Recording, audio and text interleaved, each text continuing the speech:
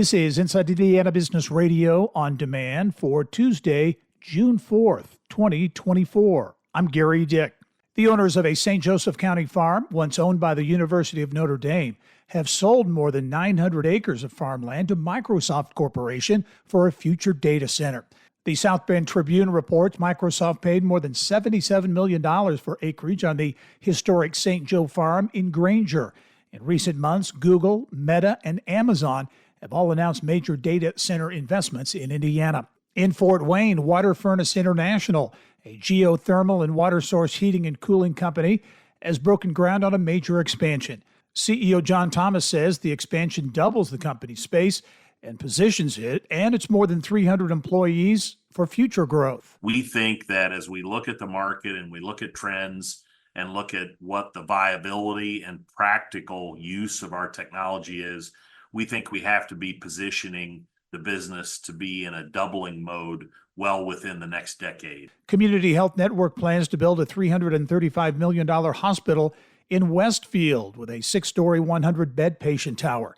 The project will mark the Indianapolis-based healthcare system's first hospital in Hamilton County, the most prosperous and fastest-growing county in Indiana. Purdue University Fort Wayne on Monday announced plans for a nearly $100 million apartment complex on the university's North Campus.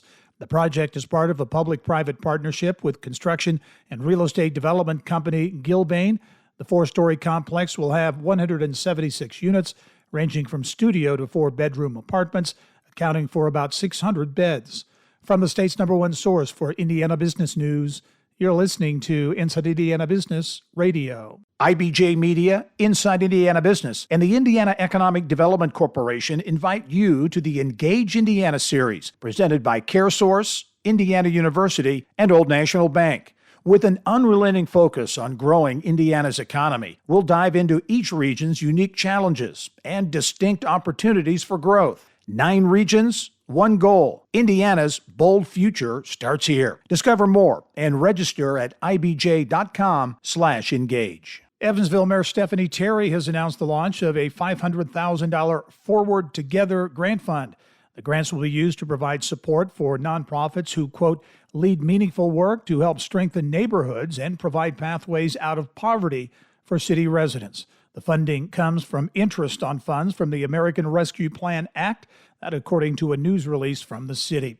A company that bred beagles for medical research has agreed to pay a record $35 million as part of a criminal plea, admitting it neglected thousands of dogs at its breeding facility in rural Virginia. Prosecutors said the penalties amount to the largest ever levied in an animal welfare case. The plea deal also bars the company that operated the facility, Indianapolis-based Envigo RMS, as well as its parent company, West Lafayette-based Innotiv, from breeding or selling dogs in the future.